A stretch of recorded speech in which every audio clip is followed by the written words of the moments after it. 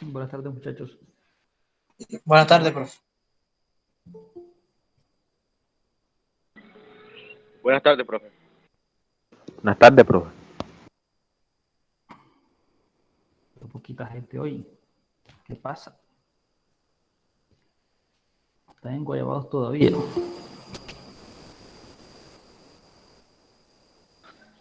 Profe, ¿puede hablar un poco más fuerte que no se le escucha casi?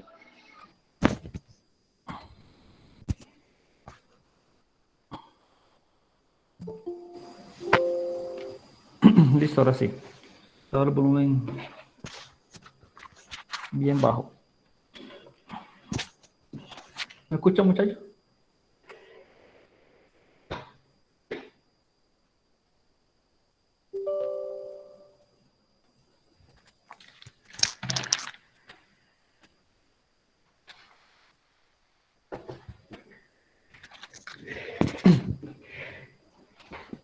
Hola, ¿me confirman? ¿Me escuchan?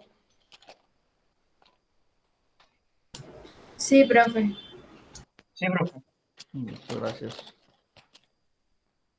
Espérense aquí, muchachos, que estoy buscando mi lapicero y ya la encontré, mi tableta.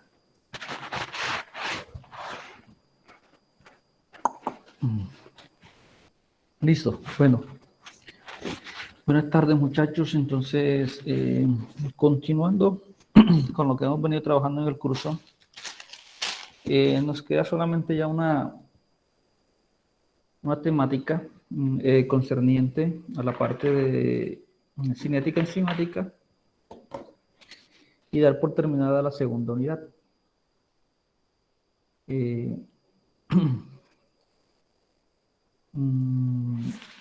Antes de empezar, quiero decirles unos posibles cambios que puedan surgir en el calendario, y es por lo siguiente. Resulta que hay dos cursos de bioingeniería, ¿no? Yo estaba dando uno y una profesora estaba dando, la profesora Catherine estaba dando el segundo grupo. Pero resulta que ya la incapacitaron, ¿listo? Le dieron licencia. Entonces me llamaron para que cogiera los dos cursos. Ese hecho de coger los dos cursos es mucho más demanda para mí. Y a su vez, como estamos a veces, damos casi un martes o una hora el martes, o nos acomodábamos con la del jueves, debido a que solamente son 3 horas teóricas por semana. Muchachos, entonces me dio la obligación a que hay que replantearlo, entonces nos veríamos solamente una vez a la semana. Daríamos casi las 3 horas, ya sea el martes o sea el jueves. Entonces, antes de empezar, yo quiero que empecemos a definir qué horario de pronto a ustedes les sirve más. Ahí está el horario establecido de esta asignatura, que es martes de 4 a 6. Podemos dar clases de 4 a 7. O, Profe, déjenos a nosotros los martes y el otro grupo los jueves. Exactamente, profe. Sí, profe, yo también estoy de acuerdo que el martes. Yo no puedo el martes. es allí donde empiezan los problemas. Pero ¿por qué no puede ser martes, Camilo? Porque tengo clase de inglés, profe, de 6 a 8. De 6 a 8. Profe, yo también presento un nuevo problema que tengo en inglés. Pero yo puedo hablar con la profesora y decirle que entro una hora, no sé. Es allí donde vienen los dilemas. Profe, Ojo, ojo, igual yo también tengo inglés de 6 a 8 los martes. Bueno, está el otro, entonces el horario es de 1 a 4, los jueves. Todos tendrían la posibilidad de jueves de 1 a 4, todos, sin excepción de nadie. ¿Por qué? Porque ese es el horario en el cual ustedes debieron de haberse matriculado, que estaba estipulado, y ahí sí no hay excusa.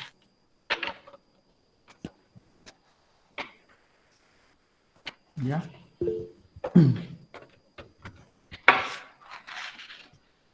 Entonces,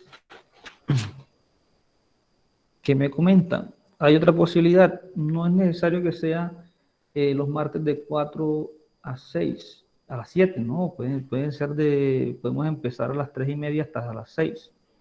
Pero no sé si hay gente que a las 3:30 tiene clase.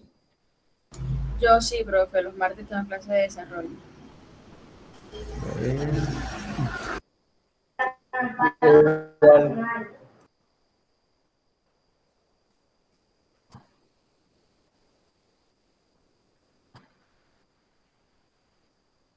Bueno, entonces yo tengo que coger el otro curso y reunirme con ellos. Con ustedes ya eso quedaría más que todo para desde la otra semana. Entonces yo me tendría que reunirme con el otro grupo el día martes.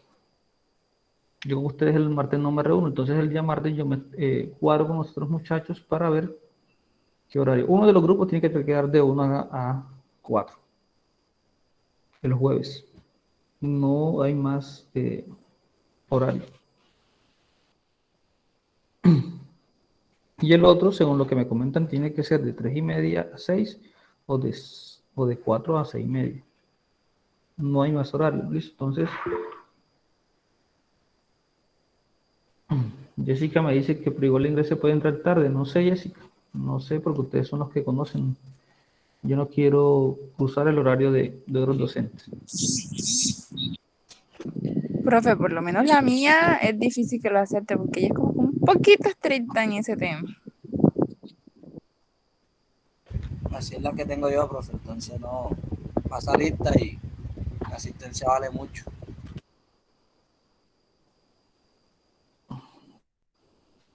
La asistencia mía también vale el 10%. Yo veo aquí mucha gente que no se conecta. Mira, 27 personas hoy.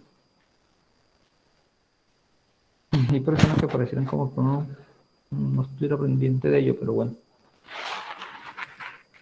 El chico es ese, muchachos. Entonces, sí o ustedes verán, solamente les digo que tendremos esos dos horarios, los cuales, pues, hay que establecer. Con ustedes no hay problema, y el curso, fíjense que yo no voy corriendo, y ya hoy terminamos la segunda unidad, que quedarían dos unidades.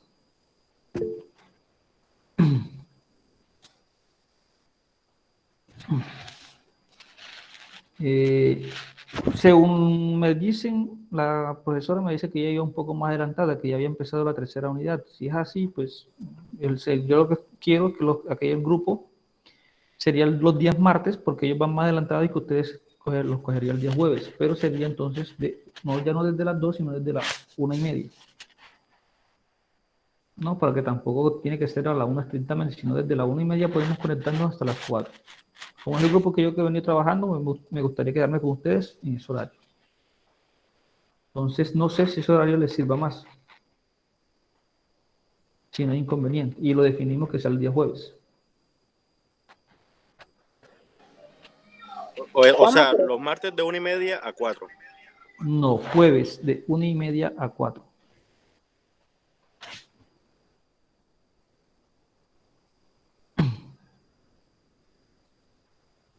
Jueves de 1:30 a 4 o martes de 4 a 6:30 o de 3:30 a 6. Definan cuál les queda mejor.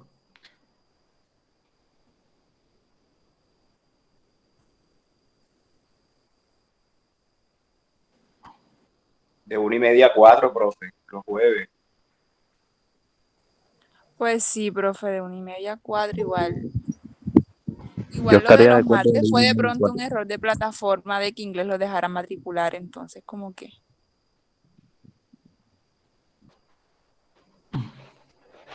De Bueno, 1:30 a 4.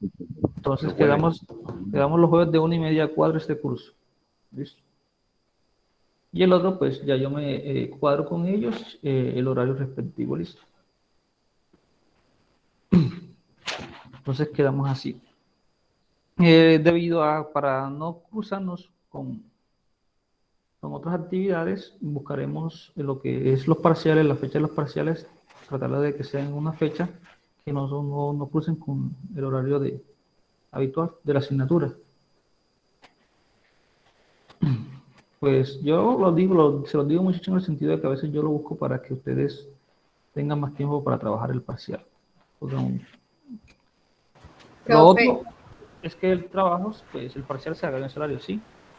profe, pero igual, o sea, cuando usted se reúna con el otro grupo, ellos también varios le van a decir que los martes, bueno, porque usted tiene que organizar horarios con ellos, ¿cierto? Sí. Y si usted le propone a ellas también, porque, bueno, no sé si estoy entendiendo, pero tiene que dar las 3 horas. Sería como también alargarles el tiempo a ellos. Y más de uno le va a decir que se les cruza con otra materia. O bueno, si es que no estoy entendiendo bien. Pero, o sea, por mí no hay problema en el horario de jueves, pero es lo que entiendo. Sí, simplemente que alguno va a quedar con el horario del martes y el horario del jueves, sino que los de muchachos del otro curso como que iban un poco más adelantados. Ya, simplemente eso. Por eso de pronto yo con ellos con 2 horas es suficiente.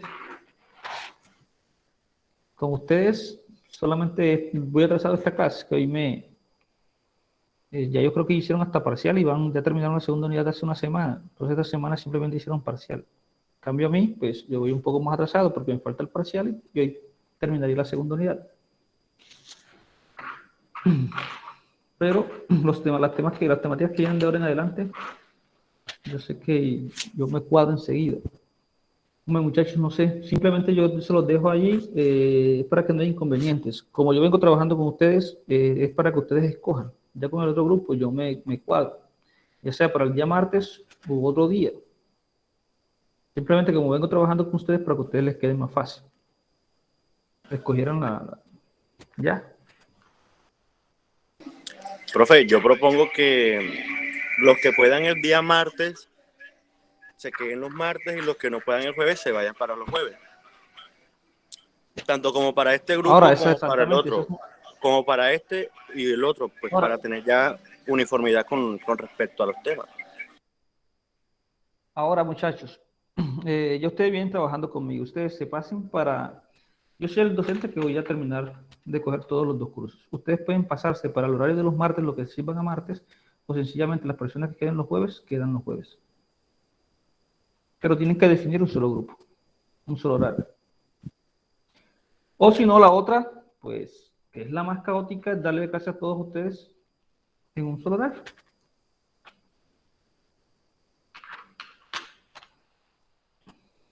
Sencillamente es eso. Profe, yo creo que los del otro grupo no van a, bueno, digo yo que no van a tener problemas porque es que la señora da clase hasta las 7 y ellos los jueves solamente tienen una sola hora, que es de 1 a 2. Así es como ellos se distribuyeron las horas de clase. Bueno, yo hablo con ellos. Bueno, yo también. Igual por mí no hay problema de hacerlo los jueves de 1 a 4, 1:30 a 4, creo que fue que dije. Bueno, vamos a hacer lo siguiente para que no haya problema. Todo lo voy a... yo no quería porque era más complicado. Pero hagámoslo así. Todos nos reunimos en un mismo horario. Los de martes lo vamos a trabajar de 4:30 a 6 y los jueves lo vamos a trabajar de 2:30 a 4. ¿Listo? No hay problema. ¿Quedamos? Profe, no. Porque es que ese poco, somos muchos, para estar en un solo... Pero que no hay otra. Profe, pero si Que ellos no estén más eso, adelantados también. Sí, van a entrar en una clase, muchachos, pero eso no es mucho. ¿Listo? profe, Bueno. entonces tiene que replantear lo de los trabajos, por ejemplo, No. lo que viene de la... No. Ya, o sea, quedan los grupos normales y Quedan todo. los grupos, los normales. Por eso yo quería que ustedes, pues, trabajar con ustedes de 1:30 a 4. Pero Bueno, sí, yo creo quedémonos que con es ese difícil horario, hacer. profe. Nosotros de Pues 1:30 a sí, porque 4 y los otros con su horario. Está bien así. Bueno, que por entonces lo visto como nadie nosotros, acepta. sí, como los otros muchachos, como me dicen que pueden extenderse un poco más, yo me cuadro con ellos de 4:30 a 6. De 4 a 6:30. ¿Listo? Entonces yo me quedaría con ustedes de jueves, de 1:30 a 4. No hay excusa de que lleguen tarde, que no sé qué, nada, porque la clase ustedes saben que es desde la 1, sino que yo les voy a dar desde la 1:30 para no estar corriendo. Listo. Entonces, bueno, yo no quiero trazarme más, ya en 18 minutos y la idea es seguir con la clase, la temática del día de hoy. Muchachos, Hoy le envío un taller que yo se las estaba guardando allí, ya lo estoy casi que lo termino, que ese va a ser un trabajo que tienen que entregarme individual y luego se van a preparar ese, pues es el que se van a tomar para prepararse para el parcial. Lo tienen que entregar de hoy en 8 días, es decir, me lo tienen que entregar el 23, jueves. Y ese 23 hacemos el parcial en este horario. Perdón, el 16. Y el 16 hacemos el parcial en este mismo horario. Profe, pero nosotros no habíamos quedado en hacer el parcial el martes. Pero el martes voy a estar ocupado con el otro curso. La otra opción es que yo se los entregue el jueves, pero como supuestamente, no, pero igual tienen parcial el jueves. Profe, es que, por ejemplo, yo tengo parcial de OP2 en la mañana, entonces tener uno de 9 a 1 y el otro que nos los mande hacia la 1 de la tarde enseguida, pues es tedioso para nosotros. Y no lo pueden hacer de 6 a 9 de la noche.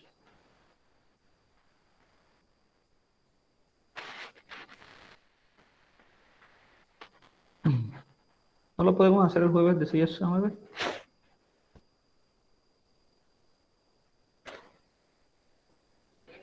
Profe, Yo tengo bueno, a las clases 6, ahora pues el de problema logística. es inglés.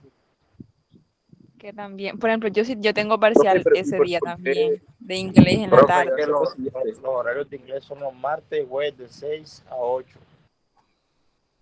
Bueno, entonces lo hacemos el martes, el 14. Me Sí, profe, entregan el hagamos el taller. parcial el martes, así nos nivela en cuanto al parcial con el otro grupo y pues ya puede iniciar la siguiente semana. Bueno, pues me entonces, entregan el trabajo, me lo entregan el 14, yo para que le quedara más tiempo, hacemos el 14, no movemos la fecha. Yo les envío el taller. Hacemos el parcial en el horario de 2 a 4 y ahí nos nivelamos. Y yo, mientras atiendo el otro grupo, pues allí estoy pendiente del parcial de ustedes de 4 a 6. Listo. El parcial va a ser muy breve, 2 horas es suficiente. ¿Cómo así, profe? ¿Quedaría para cuándo? ¿Para el martes? El martes 14 de 4 a 6. Listo. De 4 a 6. Muchachos, con la parte de los trabajos, había una que era la bitácora y ya me la entregaron. Yo les di buen plazo para entregar eso. Habíamos quedado que después de los 15 días de entregar la bitácora, me tenían que entregar la introducción. No, como si fueran, porque yo les había dicho que iban a hacer un trabajo de revisión, ¿no? Tipo artículo científico. Entonces tienen que hacer la introducción, que era como el derrotero que había que hacer. Yo voy a buscar aquí las clases, la primera clase, y se los voy a mostrar cuál era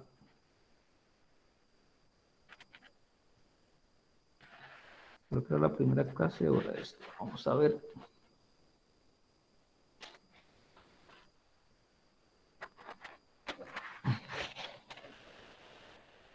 Entonces, ¿qué pasa? Yo les voy a enviar un correo donde van a asignarle las fechas para ustedes, para que ustedes la tomen de guía, ¿listo? La primera semana en la que entremos ese día martes, les voy a programar un laboratorio. Conmigo van a hacer 2 laboratorios.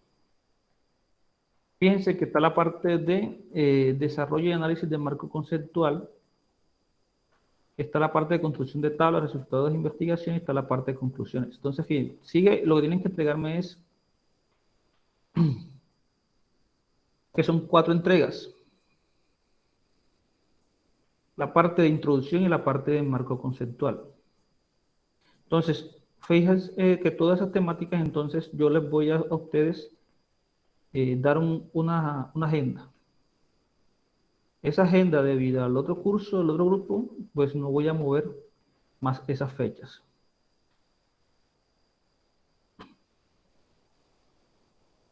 Miren para que esté aquí como estaba programado, ¿no? La primera entrega, que era la construcción de la bitácora, ya la hicieron. La que sigue es la parte de marco conceptual e introducción. ¿Listo? Después viene la parte de construcción de tablas y los análisis de esos resultados de las investigaciones, que lo van a hacer ya de forma grupal. Y la entrega final. Entonces, Sigue esta segunda entrega, que es la parte que incluye la parte de introducción y la parte de análisis de marco conceptual. Una fecha tentativa, obviamente porque ya nosotros salimos la otra semana, no se las voy a dejar para la semana, sería el primer martes cuando entremos a clase, para que lo tengan ahí. Esa va a ser la entrega. 15 días después de eso me entregan lo que sigue. ¿Listo? Yo les voy a pasar esas fechas. Ese mismo martes no hay plazo, me entregan la segunda, la parte 2. Después, 15 días después de ese martes, me entregan las tablas, que esas tienen que hacerlas de forma grupal y empezar a hacer los análisis. Y ya después, una semana antes de terminar el curso, me entregan todo el trabajo más la sustentación. Esas serían las fechas, yo se las voy a detallar. Entonces quedamos así, nos vemos el martes y hacemos el parcial. Yo el taller se los envío hoy. ¿Listo? Para que hagan ese taller, tienen que ver la temática que vamos a tratar hoy. ¿Listo? Entonces vamos a seguir, vamos a prestar atención muy breve en la parte conceptual que les voy a dar hoy. Hacemos un pequeño ejercicio, se los explico y continuamos. Algunos muchachos no me enviaron el ejercicio que hicimos ese día, no sé por qué. ¿Por qué no lo hicieron? Otros pues me los entregaron de forma inmediata. Pues espero que los del resto no sea por cuestiones de aprendizaje o porque no entienden. Espero que de pronto era que no tuvieron tiempo, porque la verdad no era nada difícil. Entonces, muchachos, sigan practicando porque lo que vamos a ver hoy, lo que viene para el parcial es lo que hemos venido trabajando, ¿listo? No tiene mayores complicaciones. Bueno, seguimos.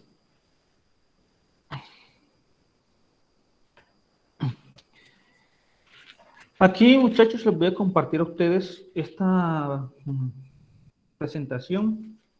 Fíjense que aquí es un poco de resumen, un breve resumen, un mapa conceptual en lo que engloba todo lo que hemos trabajado en estas dos primeras unidades, desde que es la parte estructural de las enzimas, sus formas de acción, cómo pues, se hace modo de interacción entre lo que es la enzima sustrato, cuáles pueden ser las diferentes denominaciones que tomen esas proteínas de acuerdo a que si son completamente proteínas o sencillamente pues también están acopladas o tienen en su estructura,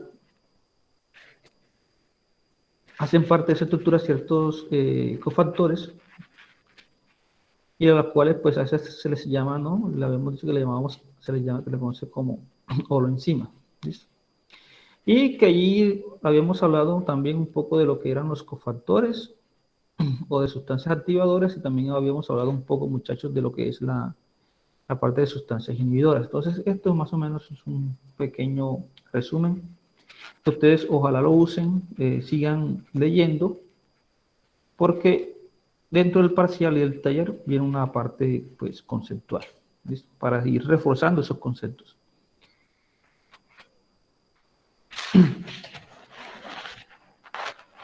Entonces, hoy vamos a tratar la parte de lo que es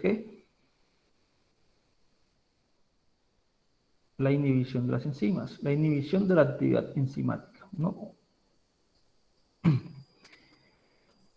Fíjense que cuando veíamos la plataforma Brenda que yo les mostraba a ustedes, ahí había un sinnúmero de compuestos que podrían actuar como cofactores y otros pues que sencillamente podrían ralentizar la velocidad de reacción de esos polipéptidos. Entonces, dentro de esas sustancias o moléculas que inactivan o que reducen esa velocidad de reacción, pues están los inhibidores, los cuales no más que son moléculas de estructura muy similar al sustrato que se unen de diferentes formas y disminuyen esa velocidad de reacción. Ahora, muchachos, esa acción, esa forma como se da esa inhibición puede ser de dos formas, una reversible o otra de forma irreversible. ¿No? Reversible o una forma irreversible. Entonces, ¿qué es lo que pasa? Sencillamente que nosotros podemos tener nuestra enzima, esta que está aquí, de naranjadita. Ella tiene un sitio activo, que es la que tiene esta forma triangular, ¿no? Y a su vez a ella se le puede añadir que un sustrato, ¿listo? Como que está acá, está de verdecito. Y luego, ustedes saben que si tenemos la enzima más el sustrato, eso viene, se forma un complejo para luego obtener lo que se conoce como enzima más producto. Ese sería lo ideal, lo que se presentaría, ¿no? Comúnmente, simplemente teniendo una enzima y nuestro sustrato. Pero resulta que hay sustancias que se les conocen como inhibidores, los cuales tienen una estructura muy similar, unas características estructurales o geométricas muy similares a ese sustrato. Entonces, ¿qué pasa? Esos inhibidores pueden ocupar esos sitios activos, ¿no? Entonces, interrumpen la acción de la enzima. Eso quiere decir que no solamente puede coger para acá, sino que puede tomar otra vía en la cual esa enzima se pueda unir con un inhibidor y formar, muchachos, un complejo enzima inhibidor. ¿Listo? Puede tomar esta ruta. Esto que son ahí, aquí una flechita, listo. Entonces la enzima libre se puede unir con ese inhibidor y formar el complejo enzima inhibidor. A su vez, que también una parte de las enzimas libres, entonces pueden unirse con el sustrato, formar el complejo enzima sustrato para llevar hasta el producto. Entonces son dos rutas en las cuales en este caso pues, se pueden tomar. Ahora, hay una forma en la cual es reversible este proceso y otra en la cual es irreversible. ¿Cuándo es reversible? Pues sencillamente en este caso en el cual el sustrato o la sustancia inhibidora pueden reemplazarse una a la otra. Es decir, estos enlaces de pronto son débiles y se suelta uno, aparece el otro, suelta el otro, encaja el otro y así sucesivamente. Entonces se puede hacer, ese proceso de inhibición puede resultar de una forma irreversible. Irreversible, perdón. Pero hay un caso en el cual esta unión ya sea del inhibidor o del sustrato se une a la enzima a través de enlaces fuertes que muchas veces son de tipo covalentes. ¿Listo? Y este tipo de enlace, pues debido a su alta carga iónica, porque de ahí actúan diferentes pares de electrones dentro de esos complejos proteicos, ¿y qué pasa? Sencillamente, pues no se pueden separar. Es decir, como si no se pudieran soltar y desprenderse para que después pueda unirse uno de los otros dos compuestos, ya sea el sustrato o el inhibidor. Entonces, eso nunca sucede, simplemente que encajan, se establecen y no se separan. Eso es lo que se conoce como algunos inhibidores irreversibles. Ahora, cuando hablamos de inhibidores reversibles, es decir, en los cuales el sustrato y el inhibidor empieza a competir con el sitio activo, ¿no? Para ocupar el sitio activo de la enzima, entonces podemos encontrar tres tipos de inhibición. Una que se conoce como la competitiva, una como la no competitiva y la otra como la acompetitiva. Aquí, muchachos, esto va pegadito. Aquí, si lo quiero separar, pero no, esto va pegado. La acompetitiva. ¿Y en qué se diferencia uno de las otras?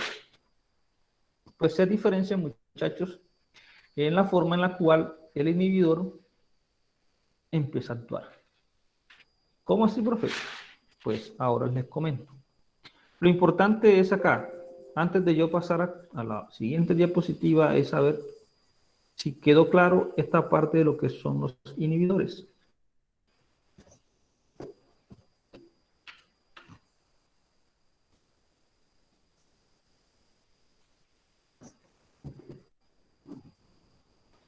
Sí, ¿No hay profe. dudas ahí? No. Pregunten si prueban, muchachos. ¿Listo? Entonces ya saben, nosotros podemos tener una enzima, ¿no? Y que este es el sitio activo.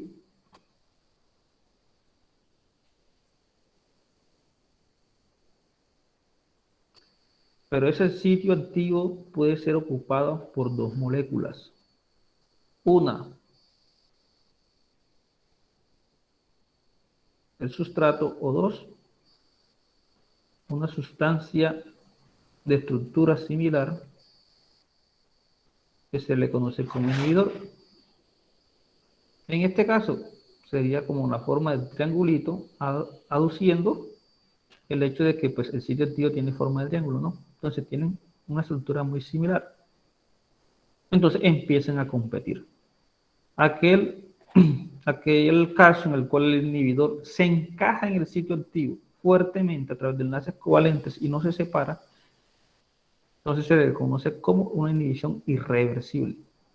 Aquellos casos en los cuales se puede anclar el sustrato o el inhibidor, pero son a través de enlaces débiles y luego se pueden soltar, en lo cual empieza una pugna, una pelea entre el sustrato y el inhibidor por ocupar este sitio activo, entonces pues a eso se le conoce como inhibiciones reversibles, ¿no?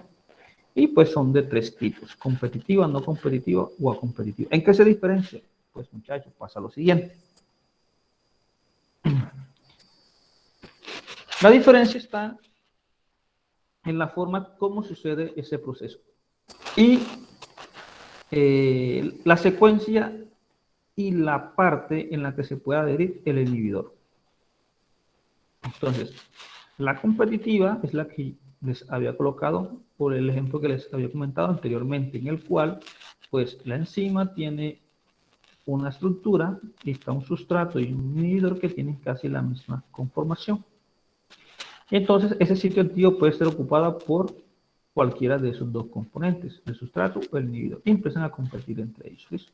Y aquí está la fórmula, es decir, que no solamente coge hacia la derecha que la enzima con el sustrato para formar el complejo y luego obtener el producto, no, sencillamente que la enzima también puede, el sitio activo puede no anclarse un inhibidor y formar el complejo enzima-inhibidor.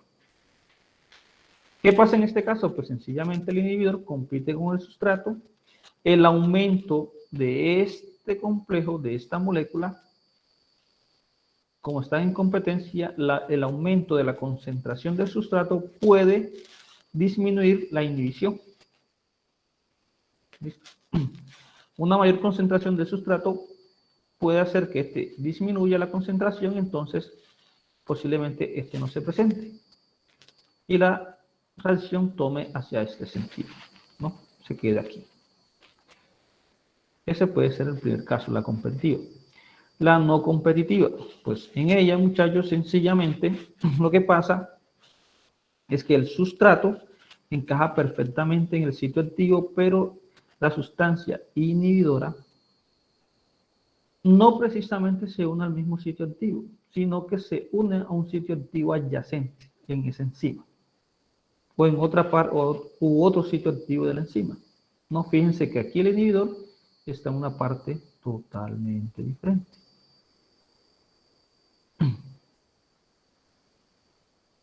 Entonces, eso se conoce como no competitivo. Quiere decir que el inhibidor se une a la enzima libre.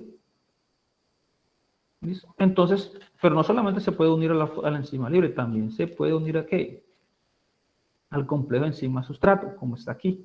Este es un complejo enzima-sustrato, en el cual se adhiere esta sustancia, esta molécula, que es el inhibidor. Entonces, la ecuación, fíjense la forma que toma. La general, donde la enzima libre más el sustrato forman el complejo y se obtiene el producto. Pero el inhibidor también puede unirse a la enzima libre, es decir, cuando no hay sustrato en el sitio activo, o cuando se forma el complejo. En este caso hay un complejo, pero el inhibidor puede ocupar este espacio que está aquí. Entonces, ahí es donde se dice que se une al complejo enzima-sustrato. Entonces, fíjense cómo puede aparecer otro tipo de ecuaciones. ¿Qué pasa en este caso? Pues sencillamente el aumento de la concentración de sustrato no elimina la inhibición. ¿Por qué? Porque sencillamente el inhibidor se puede ubicarse en otro lado. Hay otro tercer tipo, que es la incompetitiva. ¿Qué pasa aquí, muchachos? Pues sencillamente el inhibidor simplemente no se une a la enzima libre, sino que se une al complejo enzima-sustrato. Cuando se dé esta fórmula, que nosotros tengamos una enzimita como esta, y aquí tengamos un inhibidor, y el inhibidor es posible que encaje en un espacio como este, él no se va a unir aquí hasta que venga un sustrato y encaje perfectamente aquí. Cuando se dé el anclaje del sustrato en la enzima y se forme el complejo, luego este inhibidor puede unirse a ese complejo y entonces puede empezar a realizar la acción de la inhibición. ¿Listo? Entonces fíjense que no se une a la enzima libre, sino que se forma a complejo enzima sustrato. ¿Qué pasa en este caso? Pues sencillamente el aumento de la concentración de sustrato no...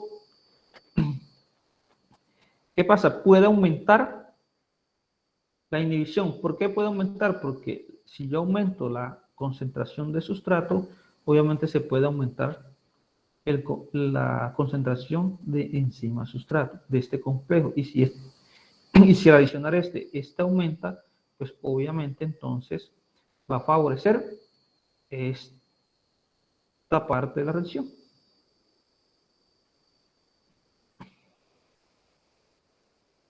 Entonces, muchachos, de esa forma podemos ver tres tipos de inhibiciones, ¿no? Competitiva, no competitiva e incompetitiva. Profe, pero ustedes me preguntarán, pero profe, ¿cómo entiendo estas ecuaciones? ¿No? Estas tres ecuaciones.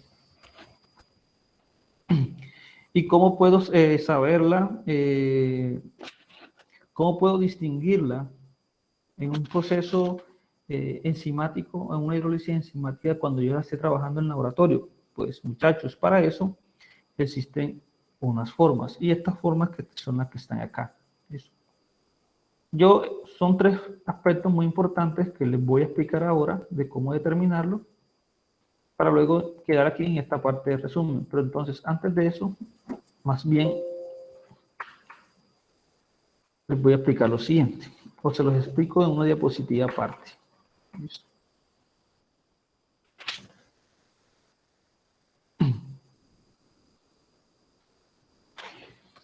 Entonces ya saben, cuando hablamos de cinética enzimática,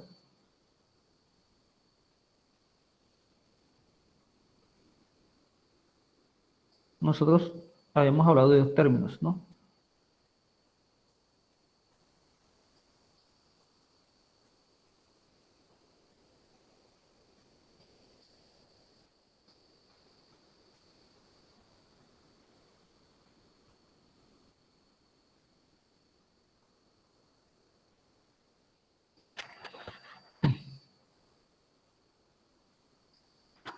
Fíjense que nosotros, decían muchachos que nosotros podíamos graficar que, pues sencillamente la concentración de un producto en el tiempo. Que muchas veces podemos tener un gráfico aquí, ¿no? Y que esto sencillamente, pues, nos delimitaba o nos describía, pues, la cinética de esa hidrólisis. Esto se puede hacer sencillamente cuando nosotros tendríamos una reacción de la siguiente forma. Que tendríamos la enzima más nuestro sustrato, luego se formaría ese complejo enzima-sustrato para luego dar a la formación de ¿qué? Del producto más la enzima libre.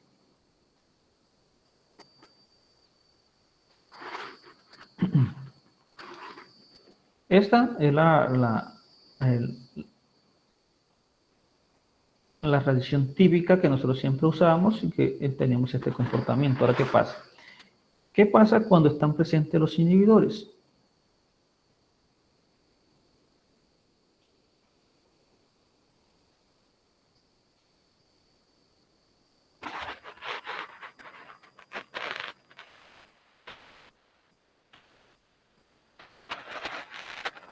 Pues muchachos, pasa lo siguiente. El comportamiento va a ser muy similar. ¿Por qué? Recuerden que yo siempre les he dicho a ustedes, igual independiente de la concentración de sustrato que haya, en el tiempo va a haber una cinética. Y que esa cinética obviamente siempre va a alcanzar el equilibrio, ¿no? Todas las reacciones metabólicas en la naturaleza, pues con el tiempo alcanzan el equilibrio. Vamos a alcanzar este comportamiento. Pero cuando están presentes inhibidores, resulta que lo que les estaba mencionando es que la actividad enzimática va a seguir trabajando, sencillamente que de pronto a una menor velocidad. Entonces, como trabaja a una menor velocidad, entonces la concentración de producto que se va a obtener al final, pues sencillamente se va a ver afectada. Entonces, ¿qué pasa? Ya no vamos a obtener esa misma velocidad de reacción y la misma concentración de producto. Entonces, sencillamente lo que se hace es que se disminuye. ¿Por qué? Porque afecta esa actividad enzimática, la disminuye. Asimismo, disminuye la velocidad de reacción. Entonces, podemos tener dos comportamientos. Uno, donde está la sustancia inhibidora presente, que hace que esa concentración de producto disminuya en el tiempo. En cambio, muchachos, pues aquella en la cual no hay sustancia inhibidora,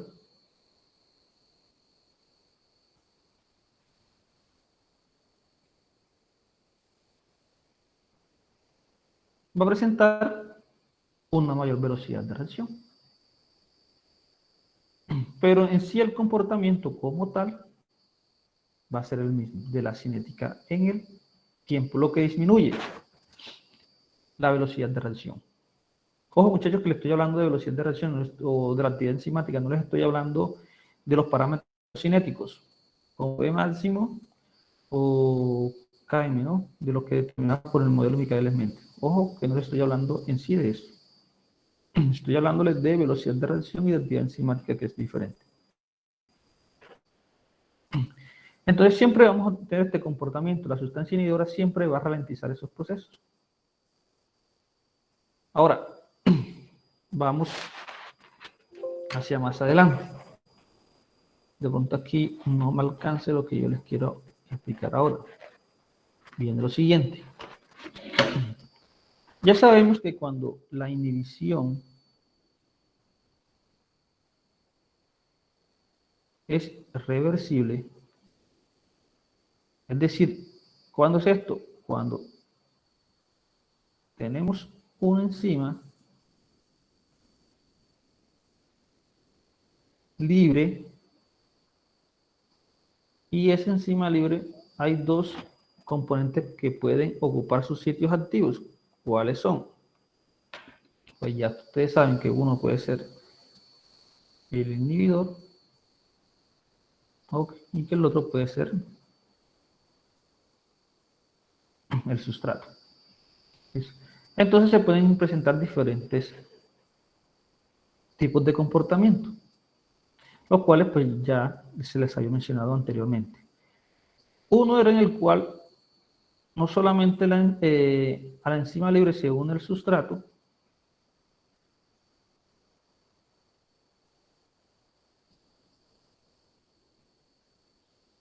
sino que esa enzima, pues el sitio activo de esa enzima también puede ser ocupado por una sustancia inhibidora, ¿no? Y que a la larga forma el complejo. Que le habíamos dicho que era ¿cuál?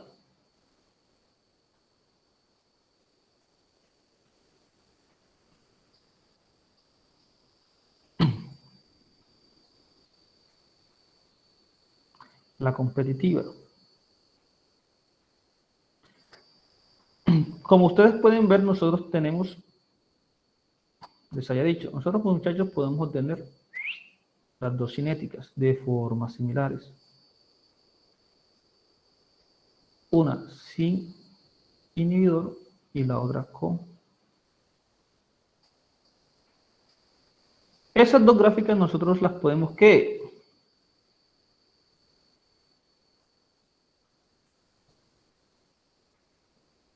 Las podemos linealizar. Entonces, después que las linealicemos, podemos, perdonen aquí, luego que las linealicemos, pues sencillamente vamos a obtener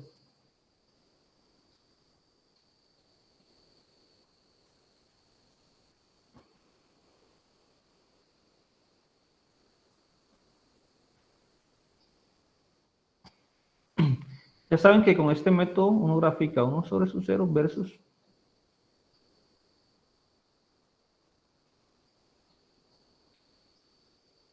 vamos a obtener dos gráficos, uno así y el otro así. ¿Listo? Y que la forma como nosotros, muchachos, analicemos y cuantifiquemos esos datos paramétricos, porque ¿qué determinamos a partir de este método de inyección? ¿Qué buscamos determinar?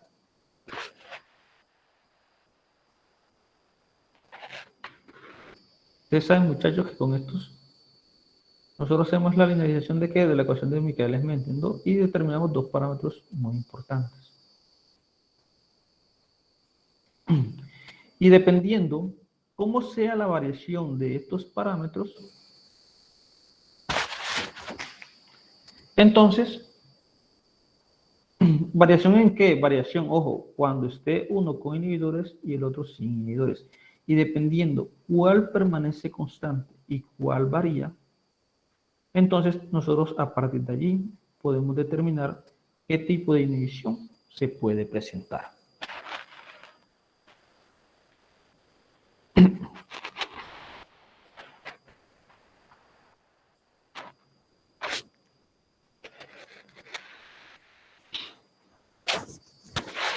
Entonces, una de las formas es sencillamente, yo aplico el método de la iniciación del doble recíproco y luego hago, no, o determino las líneas rectas, no, porque al final esta es una línea recta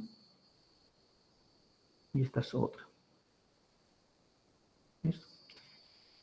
En el cual voy a tener una en el cual va a estar con inhibidor y otra en el cual va a estar sin inhibidor. Y dependiendo del comportamiento y la forma en la cual se da la intersección de esas dos líneas rectas, yo puedo dilucidar qué tipo de inhibición se presenta. En este caso, pues, cuando las dos líneas rectas se intersectan en el eje de la Y, ¿no? Se habla de una inhibición competitiva. Hay otro tipo, muchachos, de gráficos en el cual, pues, sencillamente yo voy a hacer mi método de linealización, pero ¿qué pasa? Que posiblemente de que ellos no intersecten en el eje de la Y, sencillamente que pase esto. Y la intersección se des aquí, en el eje de las X, ¿no? Allí ya no estamos hablando de una inhibición competitiva, sino de una inhibición no competitiva.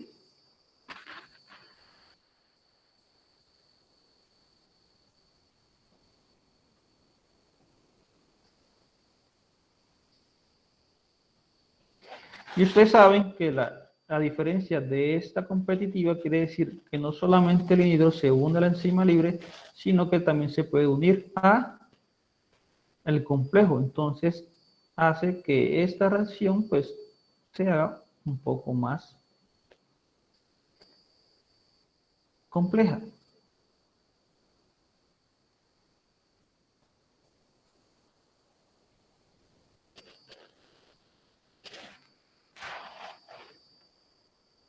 Aquí también puede aparecer una fracción de enzima libre que va a también conllevar a esto. ¿Listo? Entonces fíjense cómo nosotros las podemos determinar, qué tipo de inhibición se puede presentar y entender lo que puede estar sucediendo a través de estas reacciones. ¿Cómo? Sencillamente obteniendo sabiendo cuál es la cinética de formación de producto en el tiempo, y luego de esa cinética, simplemente yo la puedo linealizar a través del método de doble recíproco y saber de qué forma se comparan o se entrelazan estos dos sistemas, uno con inhibición y el otro sin inhibición. ¿Listo? Ahora, hay un tercero, muchachos, que lo habíamos hablado, que era ¿cuál?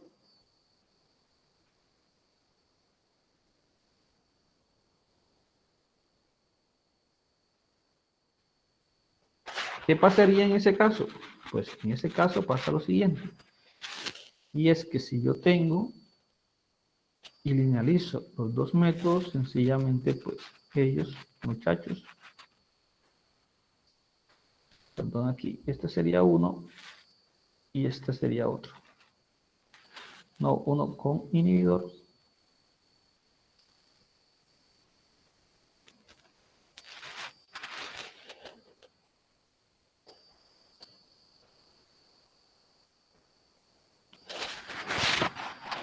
sencillamente no se entrelazan, nunca se interceptan. ¿Listo? Y obviamente entonces este sería el tercer tipo de inhibición. Eso, muchachos, es mucho más, les diría la forma gráfica como nosotros podemos interpretar esos resultados, cómo podemos analizar la información allí presente. Y fíjense que todo sería a partir de datos experimentales, porque tratar de entender lo que es el comportamiento de inhibición desde la parte estructural es bastante complejo. ¿Listo? Vamos aquí. Tratar de entender todo lo que está sucediendo acá, desde la parte de reacciones y desde la parte estructural, es mucho más complejo. Muchas veces, sencillamente lo que se hace es entender el comportamiento, ¿no?, de la formación de un producto X en el tiempo a partir de un sustrato. Y dependiendo cómo se den esas curvas y el método que yo aplique de linealización, entonces puedo dar a entender la posible fenomenología que allí se esté presentando. ¿Oyeron? Entonces ya saben, después de eso, pues sencillamente nosotros linealizamos y enseguida podemos entender qué tipo de inhibición se puede presentar, porque se puede presentar de esta, se puede presentar de este otro tipo, o uno tercero, que les había mencionado, en el cual pues sencillamente nunca se entrelaza. Ya ven, competitiva se entrelaza en el eje Y, no competitiva en el eje X, y pues la A competitiva, pues sencillamente que nunca se entrelazan en ninguno de los dos ejes. Esa es una forma de interpretar esa información. Eso era lo que quería mostrarles y que muchas veces uno se encuentra aquí. Fíjense que esto es lo que ya para resumir, ¿no? La inhibición competitiva, pues, hay un centro activo de una enzima en el cual el sustrato entra con una competencia directa con el inhibidor y se pueden informar los dos complejos. Enzima sustrato, enzima inhibidor, ¿no? Hay dos rutas, como en esta. El hecho de que si sigue esta ruta, ¿qué pasa? No va a formar producto. Como no va a formar producto, obviamente, entonces, ¿qué pasa? La velocidad máxima o la velocidad de reacción va a disminuir en ese caso. Esa es una de las cosas que a veces pues, se presenta. ¿Qué más, muchachos? Pues sencillamente ya saben que es la que se entrelaza, ¿no? Cuando las curvas las líneas se entrecruzan, ¿no?, en el eje de la Y. Eso es lo que pasa en la inhibición competitiva.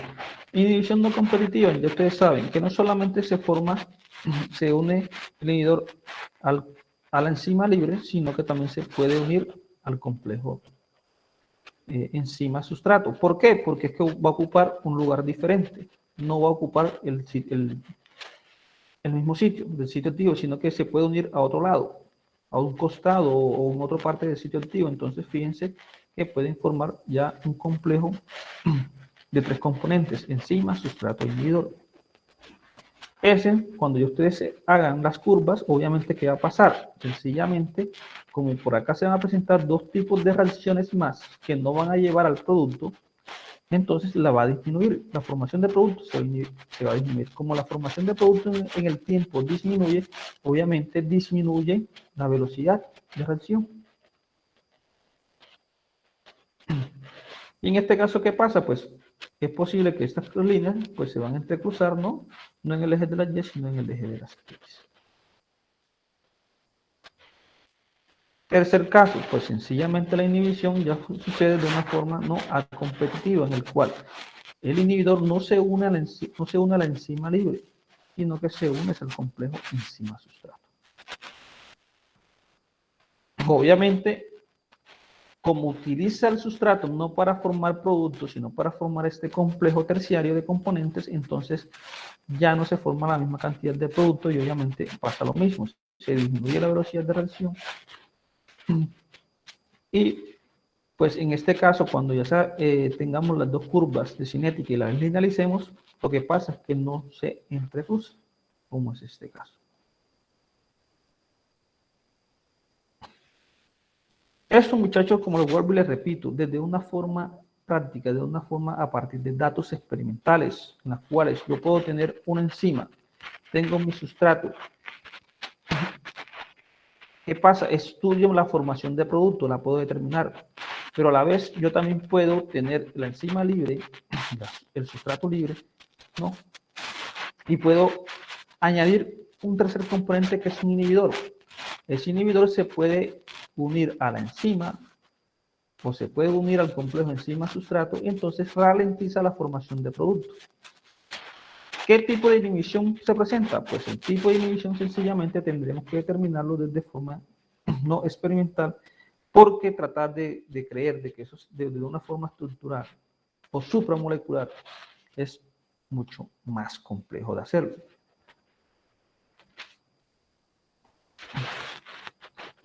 Ya en resumen, pues aquí está lo que les sencillamente una forma en la cual está la enzima normal. Se pueden formar una en la cual pues la velocidad de reacción cambia, pero se puede hallar una máxima velocidad que puede ser similar. ¿Listo? Ojo que son dos conceptos totalmente diferentes: velocidad máxima y lo otro es velocidad de reacción. La que podemos nosotros asociar en un tiempo corto o breve a la actividad enzimática. Y la otra pues sencillamente que nos disminuye la formación de producto. Ahora, esa tabla nos muestra un muy buen resumen. Este es el control, diríamos nosotros, es decir, en la cual no hay inhibidores. ¿Cuál es este modelo? Ya este modelo lo habíamos visto anteriormente.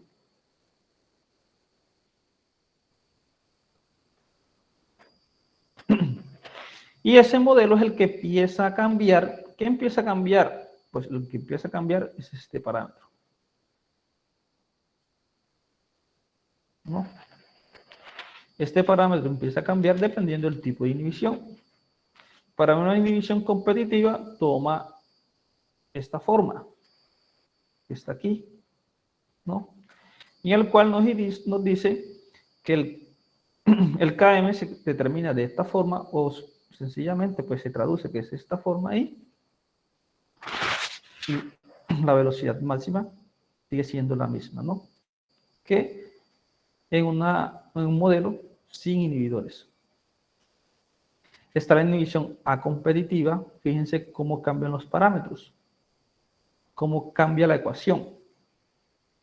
Aquí está la concentración de sustrato que nunca va a cambiar, siempre va a permanecer en cualquier modelo.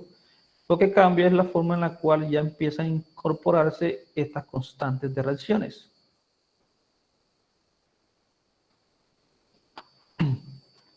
Y aquí está, pues, el modelo. Obviamente, fíjense que este siempre queda solita, ¿no? Y empieza a incorporarse las constantes dependiendo el tipo de inhibición. ¿Qué pasa, muchachos? Olvidémonos de esto, no se compliquen mucho con esto. Sencillamente las podemos aplicar, utilizar a partir de estas ecuaciones generalizables.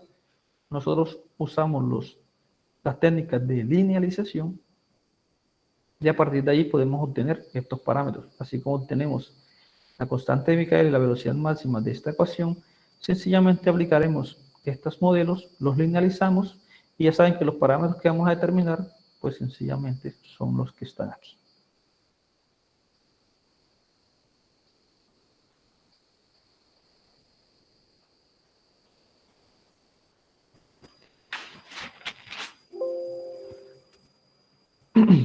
¿Preguntas hasta allí?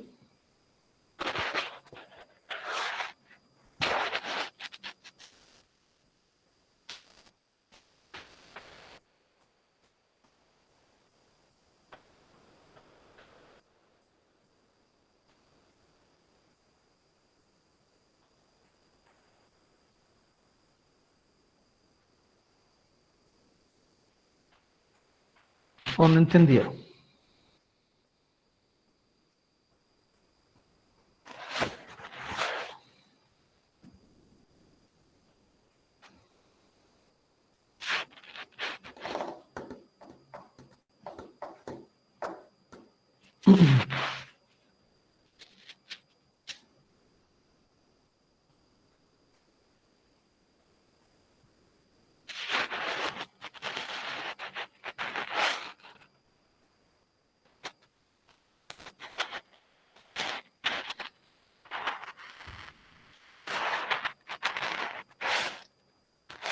¿Qué me cuentan, muchachos?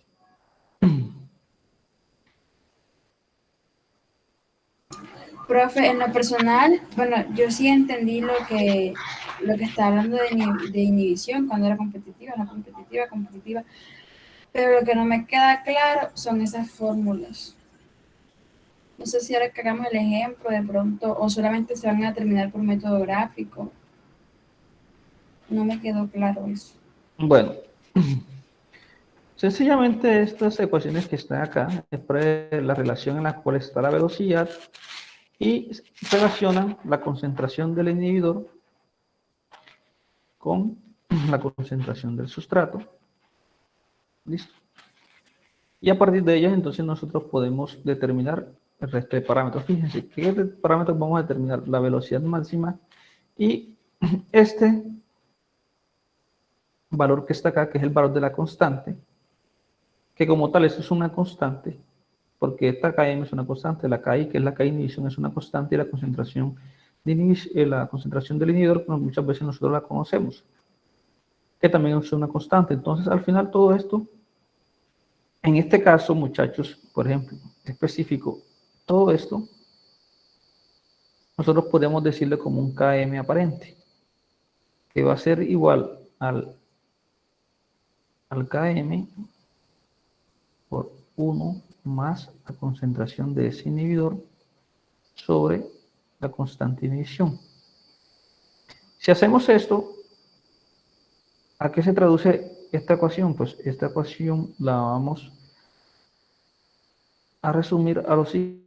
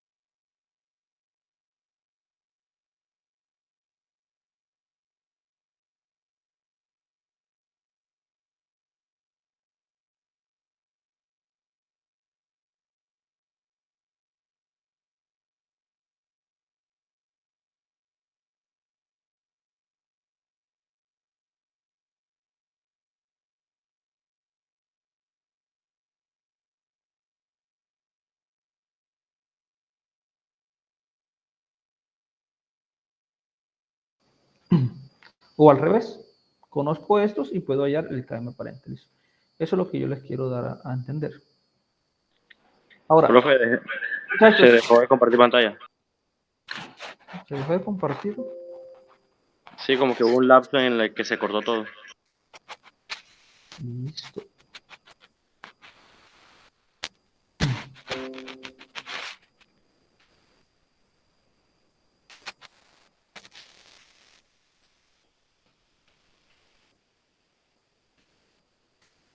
Al final, muchachos, en resumen, lo que nosotros más utilizamos es eso.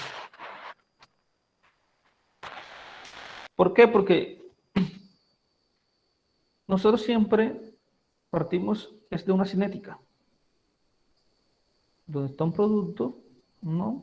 Y determinamos esa concentración de producto en el tiempo. Luego de esa cinética que tenemos, sencillamente la linealizamos. Muchas veces esta cinética sigue el comportamiento de cuál. ¿No? Tienen que seguir este comportamiento para que se pueda aplicar. Luego de que se aplica, sencillamente pues se linealiza y podemos obtener 3 resultados. Uno, en el cual el KM aumenta, pero la velocidad máxima permanece igual, que es lo que se conoce como la inhibición competitiva.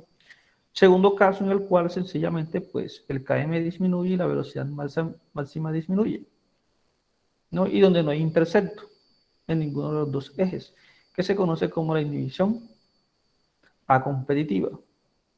Y hay otro aspecto en el cual yo les dije, sencillamente pues el KM puede permanecer igual, pero la velocidad máxima se reduce. ¿Qué sucede allí? Pues sencillamente estos parámetros o estas líneas se interceptan, ¿no? En el eje de las X, que representa el inverso de la concentración de sustrato. Esto es lo que uno más utiliza, lo que más uno aplica.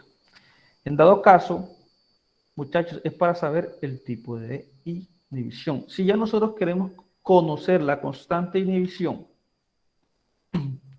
si ya nosotros de pronto queremos conocer esa constante aparente, pues nosotros inicialmente, ¿qué debemos determinar? Ese KM que determinamos,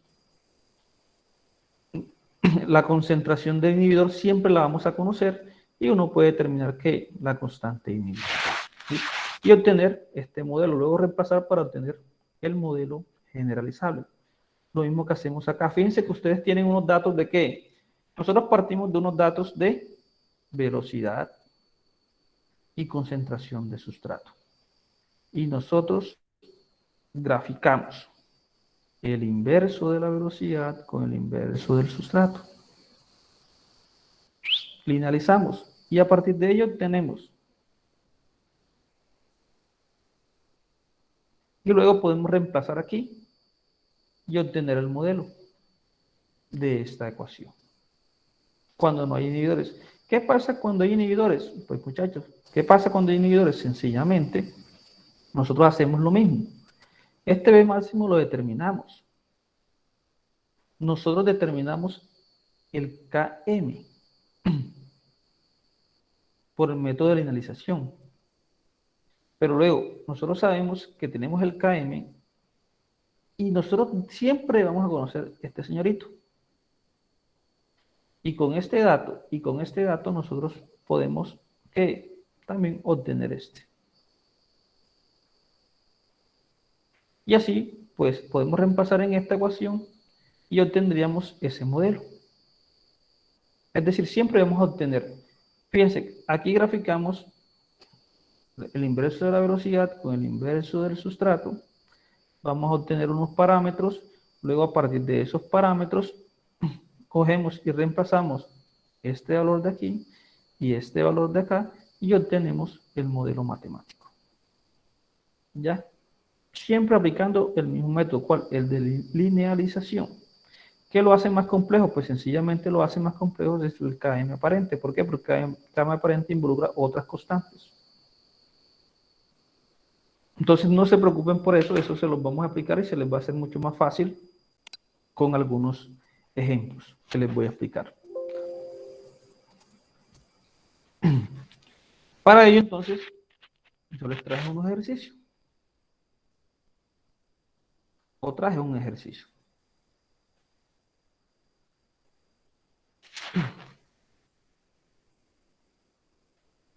Fíjense que hay una enzima que yo la llamo ED, ¿no? Y que la actividad enzimática de esa enzima es inhibida por un compuesto IX, ¿no? Por una molécula de IX que llamo IX. Aquí resulta que se presentan algunos parámetros de las cinéticas en lo que tiene que ver la concentración del sustrato.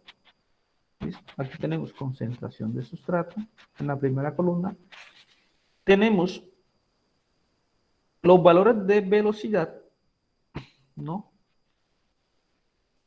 Pero uno donde la concentración del inhibidor es 0,0, es decir, no hay inhibidores, y otros valores de la velocidad de reacción donde la concentración del inhibidor es de 0,1 milimolar. Fíjense que muchas veces, muchachos, este porcentaje de inhibición siempre lo vamos a conocer, ¿no? La concentración del inhibidor. Y aquí tenemos estos parámetros cinéticos. Entonces, nosotros, si quieren, podemos graficarlos, ¿no?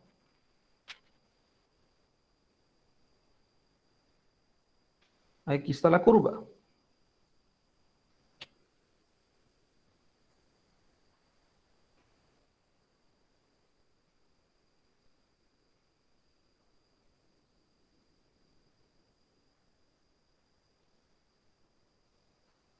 Fíjense que el azul es con el sin inhibidor y la que está debajo, pues muchachos, es con el inhibidor. Pareciera que no hubiera mucha diferencia en este caso, porque la concentración del inhibidor aquí pues se ve que es muy baja. Entonces, ¿qué nos dice el ejercicio acá? O la aplicación. Una es sencillamente determinar los parámetros cinéticos de la hidrólisis enzimática B máxima y Km.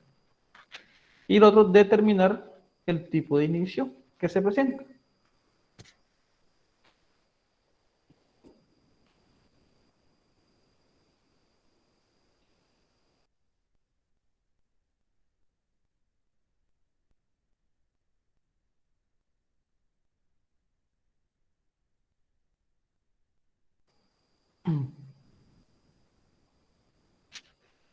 ¿Dónde estamos? Estamos acá. ¿Listo? Entonces, vamos a hacer esto más amplio aquí.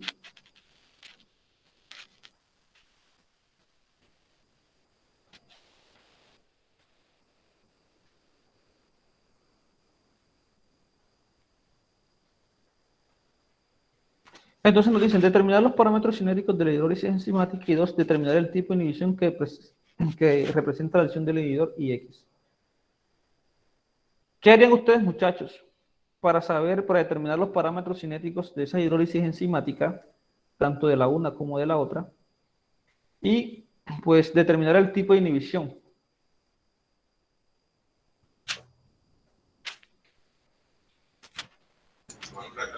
Se hallan los inversos para linealizar, ¿no? Exactamente, el primer método sencillamente ¿qué es? Linealizar. Y a partir del método de linealización nosotros vamos a determinar los parámetros cinéticos. ¿De cuáles? De las dos curvas, de las dos cinéticas. Luego, cuando hayamos los parámetros cinéticos de los dos métodos, entonces nosotros podemos comparar esos parámetros. Y a partir del comportamiento de esos parámetros podemos determinar qué tipo de inhibición se está presentando. Porque observen esta. ¿Se acuerdan de este concepto que está aquí? No. Si el Km aumenta con respecto a la donde no hay inhibidor, y si la velocidad máxima permanece igual, ya sabemos que estamos hablando de una inhibición competitiva. ¿No? Si el Km aumenta, pero la velocidad máxima permanece igual. Entonces, otro caso muy importante es si nosotros determinamos la Km, pero la Km con el inhibidor, ¿qué pasa? Disminuye con respecto al sin inhibidor y la velocidad máxima disminuye. O el tercer caso, entonces fíjense que ustedes pueden entender este concepto que está acá, este resumen, y a partir de ahí establecer qué tipo de inhibición se está presentando. Pero inicialmente, lo primero, muchachos, que hay que realizar es sencillamente determinar los parámetros cinéticos. Y luego, con la determinación de los parámetros cinéticos, es decir, la linealización de estas curvas, de estas cinéticas, entonces yo puedo descubrir qué tipo de inhibición se está presentando. Fíjense que solamente les estoy explicando la parte del tipo de inhibición. No vamos a irnos más allá. Cuando entremos en el taller, pues sencillamente ahí de pronto sí incluíamos una parte de lo que son los modelos. Pero que, como les dije, eso no es complicado. Ustedes se van a dar cuenta que eso es muy sencillo. Entonces, me dicen, ¿cómo se realiza? Pues ya ustedes saben que tienen que hacer simplemente el inverso de estos valores, perdón.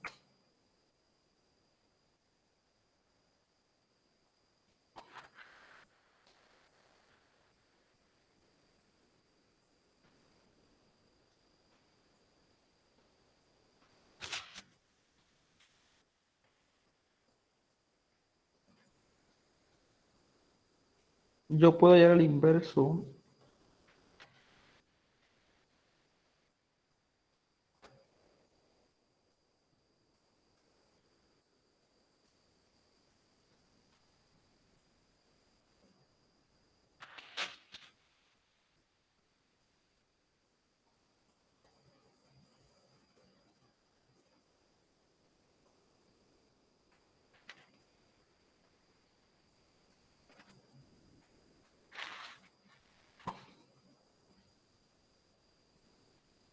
aquí, muchachos, sencillamente ustedes saben que ustedes aquí tienen es esto.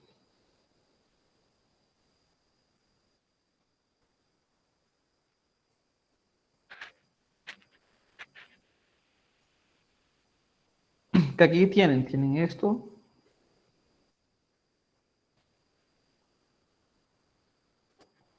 Para dos concentraciones o para dos procesos totalmente diferentes. En este caso, simplemente yo puedo, pues, linealizar y obtener mis parámetros.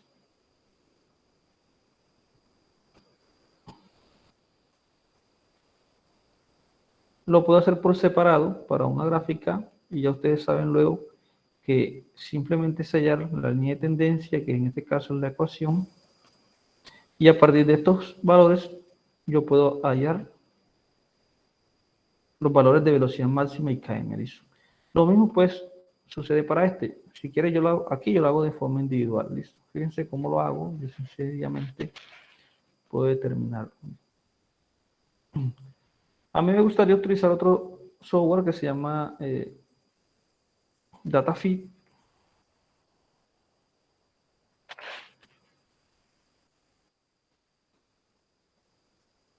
Para explicarles otras cuestiones, ¿no? Y también empiecen ustedes a usar la parte estadística, pero lo podremos hacer más adelante. Ahora, simplemente centrarnos en lo que nos compete, que es sencillamente el aprendizaje de interpretación de cinéticas enzimáticas.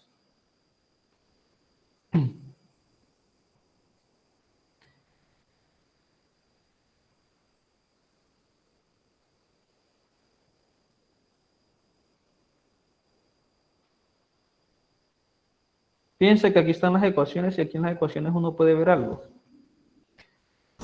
Y es que el valor de la pendiente cambia. El 0.0448 cambia, el 0,017. No, esta es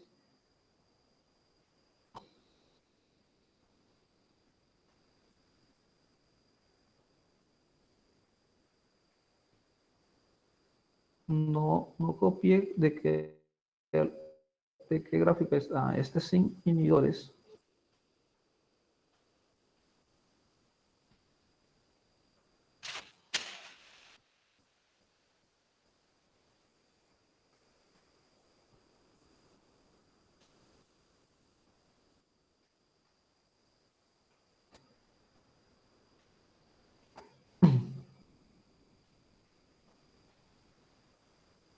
Fíjense la ecuación de esta línea recta, ¿no? Que está acá.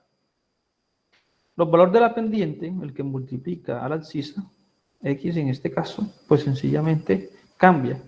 Quien no cambia, ¿cuál es? El valor del intercepto, que parece que fuera muy similar, ¿no? Al parecer, este tipo de gráficas cruzan en el eje de las y, no en el de las x, ¿no? Fíjense el valor de punto 1 aquí casi punto 1. ¿Por qué? Porque el valor del intercepto es casi el mismo. Lo que cambia es la pendiente. Es decir, que al parecer los valores de B máximo pareciera que fueran constantes y quienes cambiaran la pendiente, es decir, la constante de Michaelis, el Km. Y a partir de ello nosotros podemos determinar entonces el tipo de inhibición. Entonces, con estas dos ecuaciones yo puedo determinar los valores de velocidad máxima y Km, tanto para el sin inhibidor como inhibidor, y luego comparar los valores de B máxima y Km. Para mí los valores de Bm no cambian porque están aducidos al intercepto. En este caso el intercepto es casi muy similar. Entonces yo diría, se podría aducir que es un tipo de inhibición competitiva. Otra forma de hacerlo, de forma más rápida, obviamente es sencillamente, pues, en vez de tomar uno solo, yo tomo los dos. Y ahí está.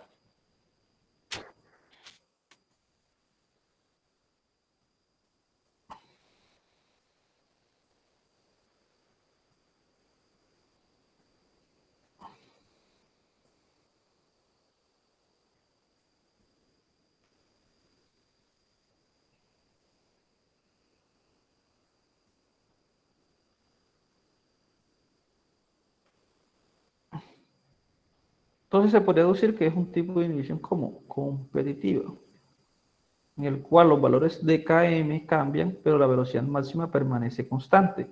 ¿Cómo? ¿Dónde, profe? Pues acá, muchachos, recuerden esto. Km no cambia, pero la velocidad máxima permanece igual. ¿No? El intercepto se da en el eje de las Y.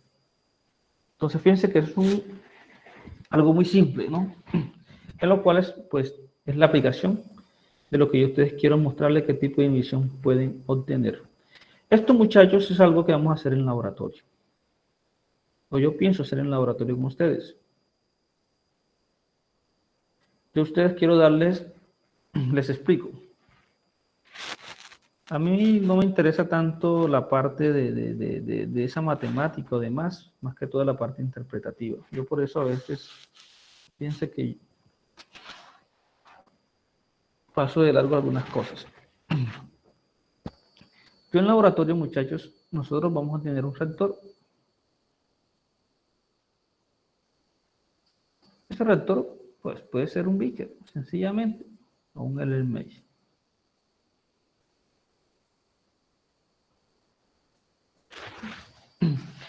Y en el cual aquí va a estar una suspensión.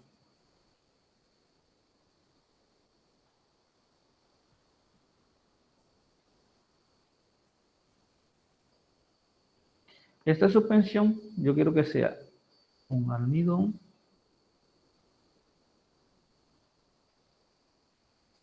en agua.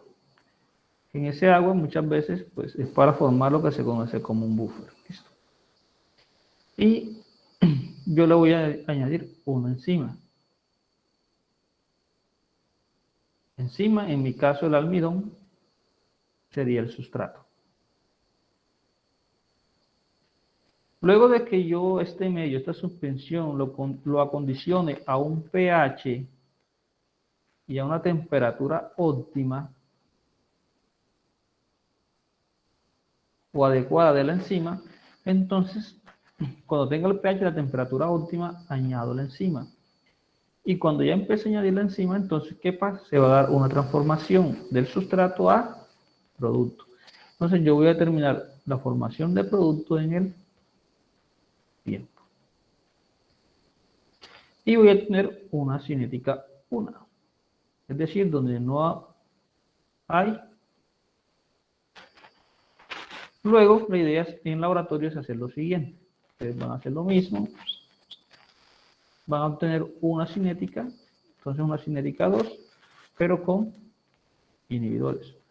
¿Cuál inhibidor? Pues ese inhibidor depende del tipo de enzima que yo voy a usar, ¿no? Utilizar ese inhibidor a diferentes concentraciones o a una concentración específica. Y la idea es que ustedes vean cómo es el comportamiento de la velocidad de reacción y de la concentración de producto al final, ¿no? En el tiempo. Entonces, eso es uno de los laboratorios que nosotros vamos a realizar. Para que ustedes empiecen entonces a determinar los parámetros de las cinéticas y además a determinar qué tipo de inhibición se puede presentar cuando utilicemos un inhibidor o una sustancia, una molécula inhibidora cualquiera.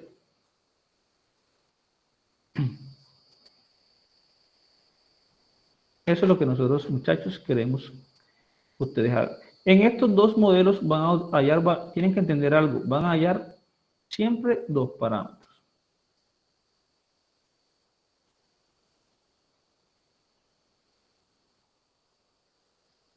¿Listo?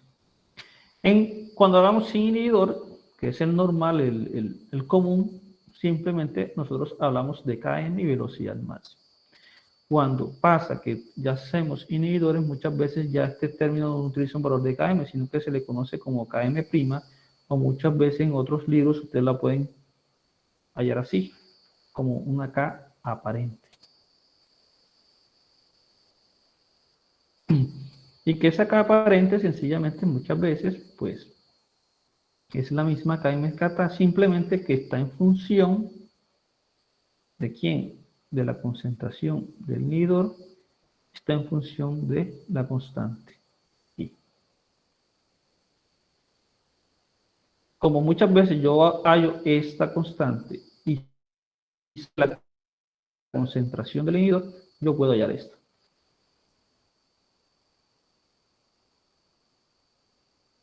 La soliciten, porque muchas veces pues esto no se llega hasta allá, simplemente saber la cinética en general. Entonces, esto para que lo tengan en cuenta, esto es uno de los laboratorios que nosotros vamos a hacer, pero entiendan muchachos, que siempre vamos a hallar los mismos valores Km y velocidad máxima, Km y velocidad máxima. ¿Listo? Las ecuaciones que les traigo aquí, que les mostré acá, sencillamente, estas ecuaciones que están aquí, que sencillamente yo les mostré, es para que ustedes entiendan que el modelo cambia. ¿Por qué cambia el modelo? Porque la ecuación no es la misma. Esto que está aquí es para que ustedes no se asusten, sencillamente para que entiendan que el modelo cambia. No, siempre no va a ser este mismo modelo. El modelo va a cambiar a este, va a cambiar a este, o va a cambiar a este dependiendo del tipo de inhibición.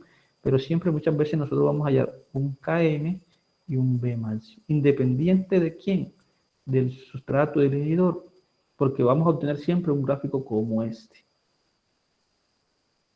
Ya después lo que hacemos es una adaptación, lo que se hace como una corrección para hallar el modelo adecuado. ¿Sí entienden allí? ¿Sí entienden lo que les quiero decir?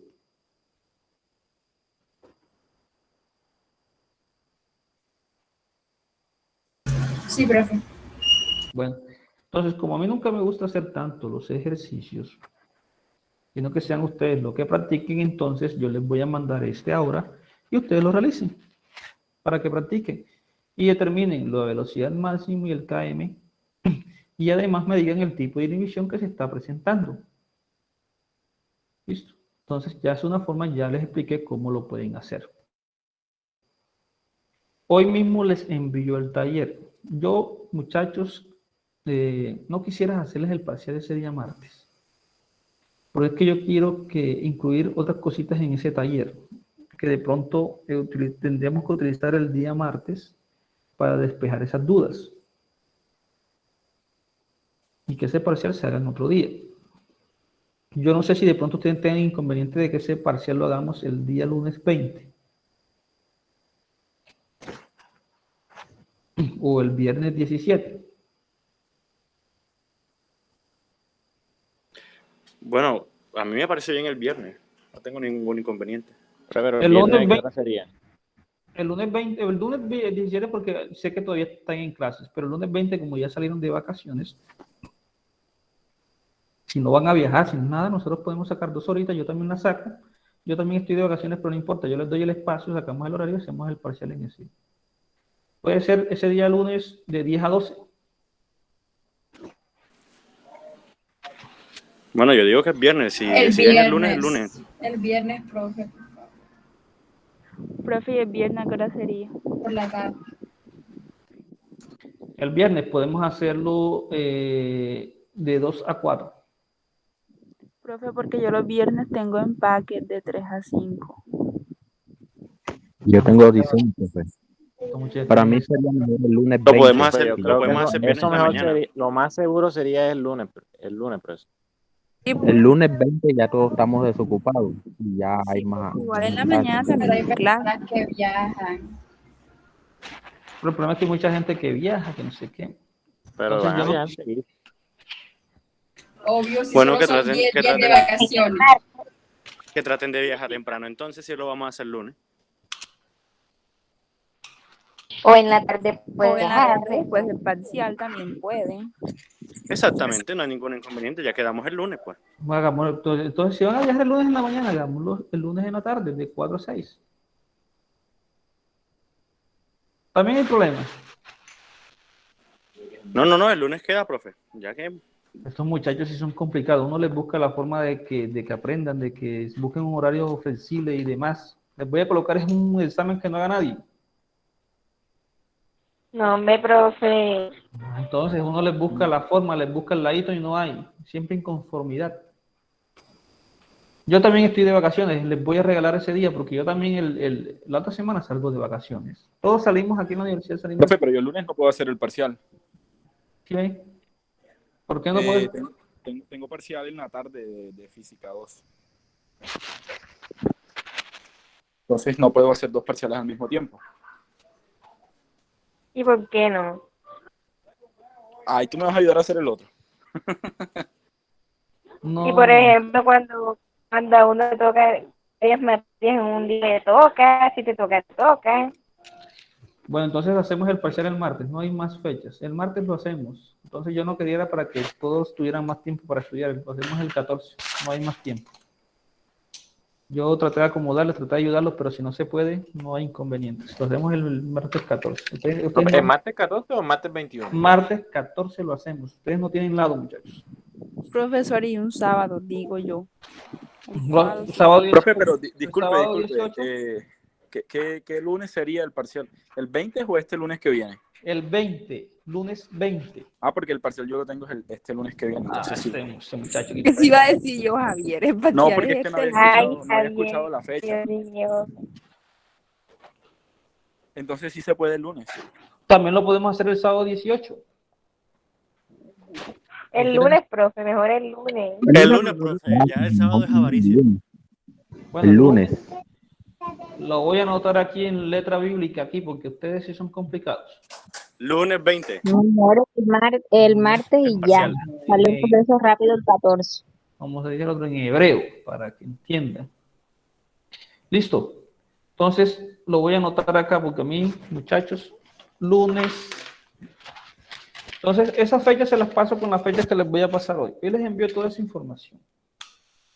Lunes 20 de diciembre, hora de 4 a 6 p.m., parcial 1. Porque yo quiero terminar bien esta temática, porque yo sé que dudas hay. Eso es normal. Ya, yo hoy no quise como que extenderme o darles cosas más complicadas, ¿sí? Sencillamente algo práctico. Pero ya en la próxima clase podemos reforzar eso.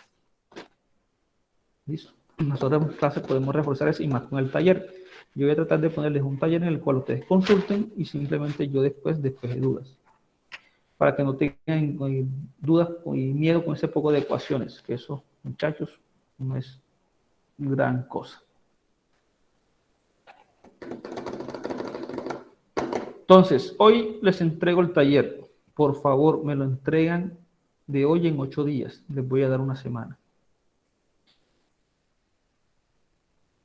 Quedamos entonces con las clases, el horario de las clases. Definan. ¿En qué quedó? ¿Jueves?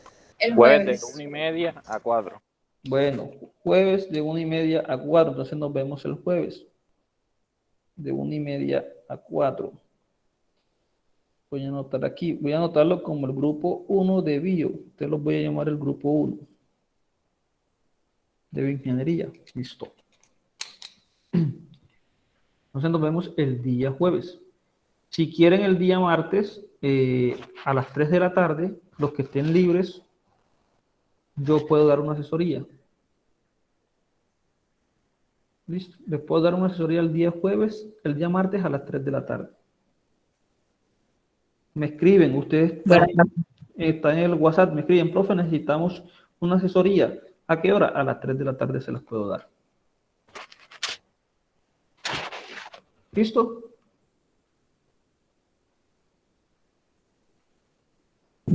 Listo, profe. Aldair, Ana, Argemiro, Augusto.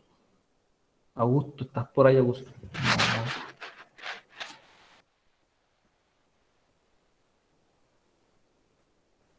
Voy a pasar lista aquí. Aldair. Aquí, profe. Ana, de la OSA.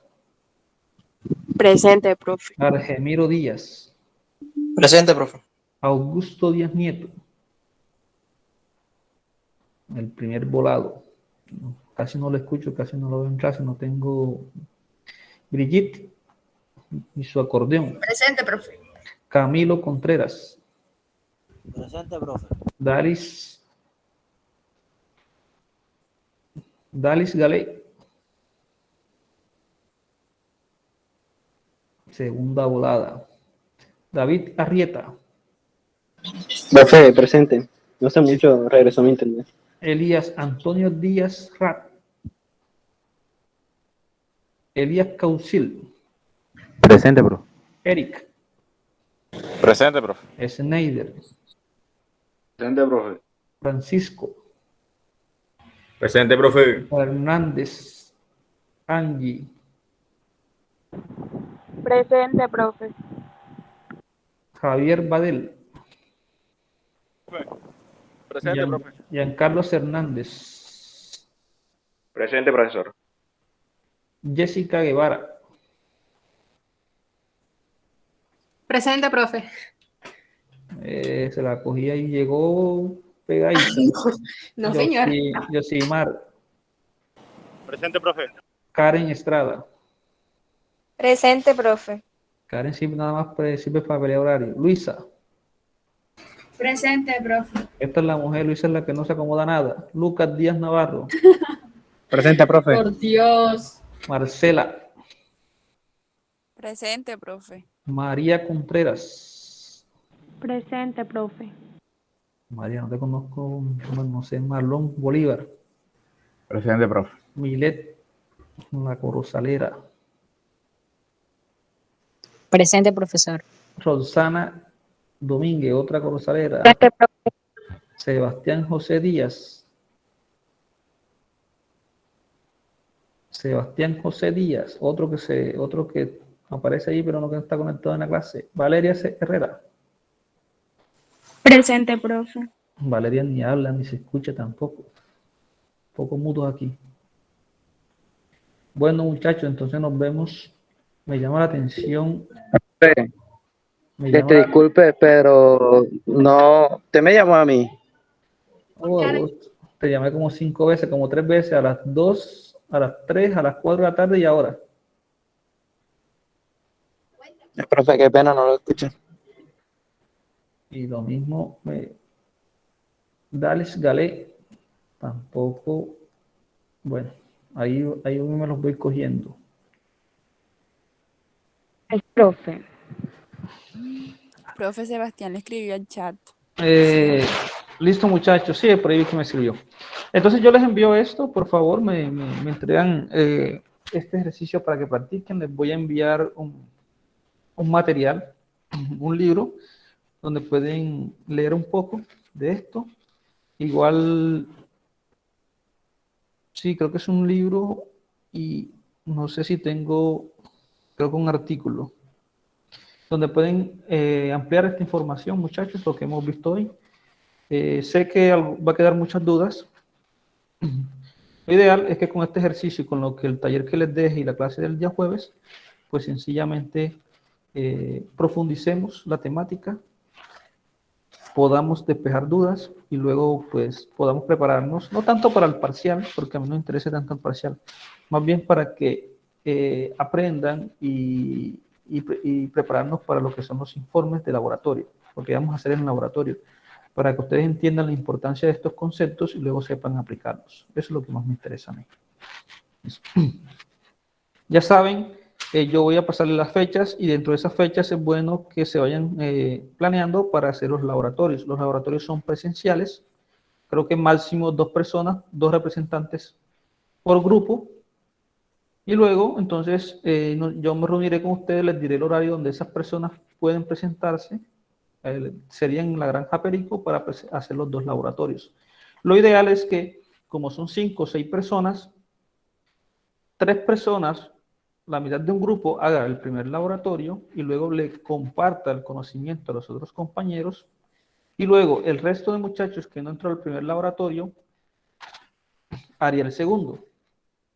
¿Listo? Porque son laboratorios complementarios.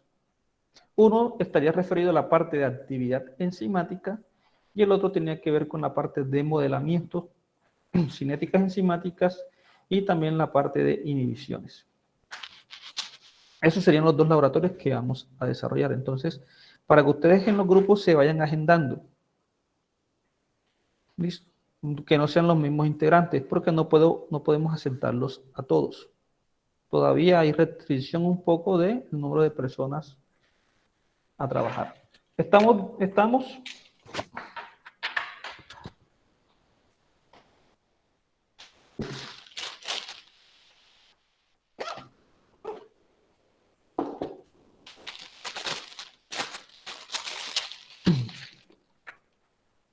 Bueno, nadie dijo nada. Entonces, nos vemos, muchachos, el otro jueves. Bueno, O el martes si necesitan asesoría. del taller. Hasta luego. Sí, Ok. hasta luego. Hasta luego, profesor.